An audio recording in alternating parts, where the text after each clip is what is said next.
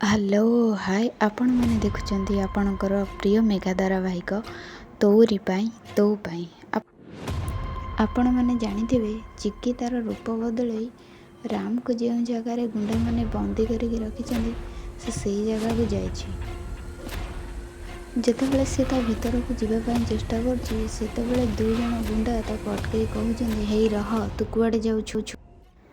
ତାପରେ ଚିକି ଆକ୍ଟିଂ କରି କହୁଛି ଦେଖନ୍ତୁ ଆପଣମାନେ ମୋତେ ତାଙ୍କଠାରୁ ଦୂରେଇ ରଖିପାରିବେ ନାହିଁ। ତାପରେ ସେ ଗୁଣ୍ଡା ପଚାରୁଛି କାହାଠାରୁ? ତାପରେ ଚିକି କହୁଛି ଆରେ ଆପଣମାନେ ଜାଣିନାହାନ୍ତି?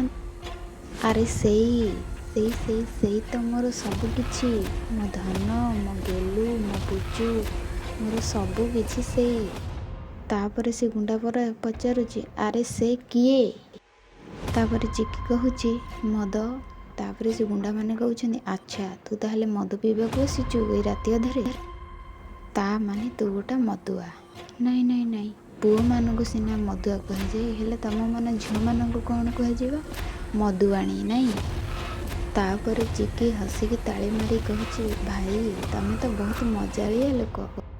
ତାପରେ ଚିକି କହୁଛି ମୁଁ କିସ, ମୁଁ କିଏ ସବୁ ଜଣାପଡ଼ିବ ମୁଁ ଭିତରକୁ ଗଲେ।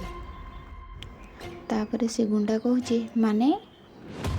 ତାପରେ ଚିକି କହୁଛି ମାନେ ମୋ କହିବା କଥା ଯେତେବେଳେ 2 ଢୋକ ମୁଁ ଏମିତି କହିକି ଠାରରେ ସେଇ ଗୁଣ୍ଡାକୁ କହୁଛି।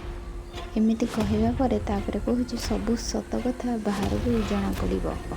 ଚିକି ପୁଣି ଯିବା ପାଇଁ ଚେଷ୍ଟା କଲା, ପୁଣି ସେ ଗୁଣ୍ଡାମାନେ ଅଟକେଇ ତାକୁ କହୁଛନ୍ତି ରହ। ପୁଣି ସେ ଗୁଣ୍ଡାମାନେ କହୁଛନ୍ତି ତୁ ଯା ପରେ ଆସିବୁ, ରାତି 11ଟା ପରେ ଦୋକାନ ଖୋଲିବ। ତାପରେ ଚିକି ଆକ୍ଟିଂ କରିକି ତାଙ୍କ ସାମ୍ନାରେ କାନ୍ଦିକି କହୁଛି ଆଜି ମୁଁ ସକାଳୁ ବହୁତ କଷ୍ଟରେ ଅଛି, ତମମାନଙ୍କୁ କେମିତି କହିବି ମୋ କଷ୍ଟ କ'ଣ? ମୋ ସାଙ୍ଗରେ କିସ ହେଇଛି, ମୁଁ କେର୍କ ଅଛି, ତେମେମାନଙ୍କୁ ମୁଁ କେମିତି କହିବି ମୋତେ ଭିତରକୁ ଛାଡ଼। ମୁଁ କେର୍କ କହିବି ମୋ ସାଙ୍ଗରେ କିସଟା ହେଇଛି।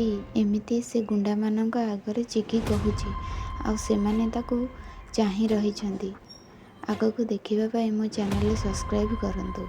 ଧନ୍ୟବାଦ।